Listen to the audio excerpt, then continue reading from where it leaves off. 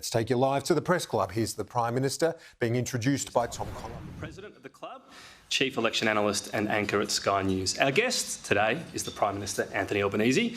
We thank him for continuing the tradition of the Leader's Address in the final week of the campaign, of course giving up his time as well, 3 days until polling day, and getting to sleep in his own bed as well, which is an advantage.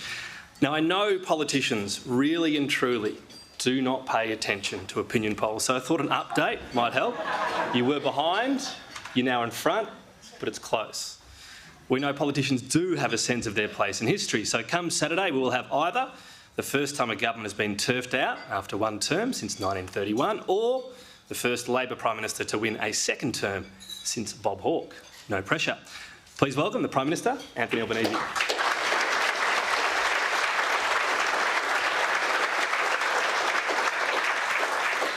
Well, thanks so much, Tom. And I begin by acknowledging the traditional owners of the land on which we're meeting, and I pay my respect to elders past, present and emerging.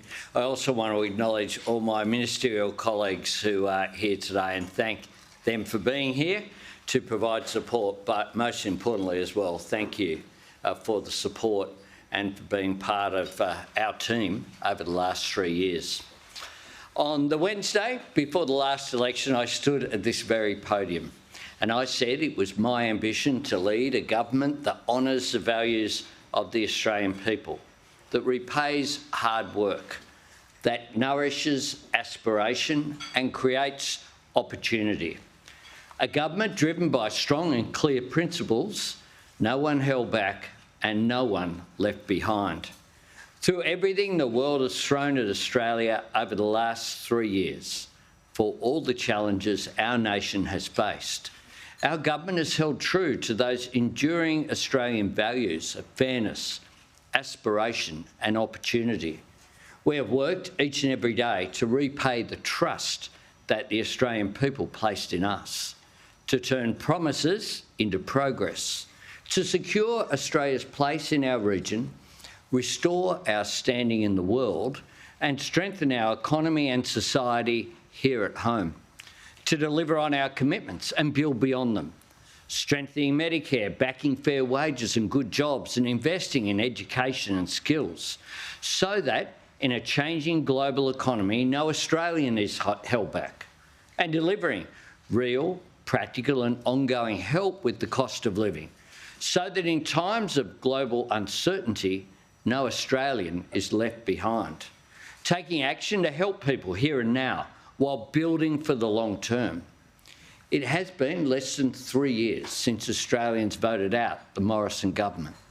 My colleagues and I know there is much more work to do. That is what drives us. We know the power and the value of a stable, reforming, majority Labor government, the opportunities it creates, the difference it makes to people's lives. And we know the risk and the cost of a reckless and wasteful Liberal and National government. We're still cleaning up 10 years of their mess. As I said at the time, 3 years ago, right here, it was always going to take us more than 3 years to clear away the chaos and dysfunction that the Liberals left behind. But since May 2022, through these challenging times, we have laid strong foundations. On the 3rd of May, I am asking Australians to vote Labor so we can keep building for our future, so we can manage the global uncertainty facing us in the interests of our nation, so we can put the Liberals' wasted decade behind us once and for all, and so we can seize the opportunities ahead of us and share them with all Australians. That is the optimism, the ambition and the determination at the heart of our plan for building Australia's future. A plan for every Australian in every part of our country. That's why I've been campaigning to strengthen Medicare everywhere. The biggest ever investment in bulk billing, so more GPs can bulk bill every patient every time, bringing the cost of PBS medicines down to just $25 a script, the lowest price it's been since 2004, and freezing it at just $7.70 for concession card holders for the rest of the decade, opening another 50 new Medicare urgent care clinics, adding to the network of 87 that we've already opened in regions and suburbs right around Australia. This will mean by the middle of next year, 4 out of every 5 Australians will live within just 20 minutes of a clinic. And in every clinic, every Australian will only need just this, their Medicare card. All they will need. 1.3 million Australians have already benefited from an urgent care clinic with just this. And as well, we'll add to it with a new 24/7 telehealth service. 1800 Medicare, free, trusted health advice, just a phone call away, no matter where you live. Helping more Australians see a doctor for free takes pressure off our hospitals and our health system. And of course, investing in Medicare delivers on what has been our government's #1 priority over the last 3 years, helping with the cost of living. Under Labor, every household and small business will receive another round of energy bill relief, another $150 off your power bill.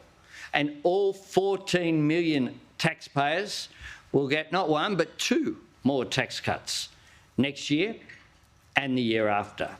Not as a one and done, not something that disappears next July to be replaced by a permanent hike in income tax. We will lower tax rates for every taxpayer permanently, with our top-up tax cuts delivering an average benefit of $2,500.